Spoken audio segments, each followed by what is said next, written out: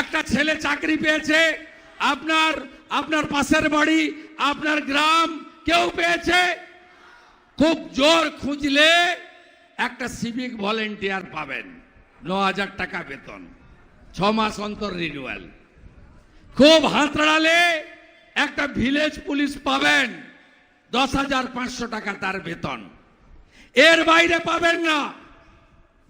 B Ed পাসরা চাকরি পায় না, এমএ পাসরা চাকরি পায় না, পিটিটিআই পাসরা চাকরি পায় না। কি দিয়েছে মমতা ব্যানার্জি আপনাদের? 21,000 নতুন মদের দোকান আর টেবিল, টুল, ছাতা দিয়ার লটারি। টেবিল, টুল, ছাতা দিয়ার লটারি, 21,000 মদের দোকান। 8,200 স্কুল বন্ধ হয়েছে মমতা ব্যানার্জির আমলে। 8,200 স্কুল।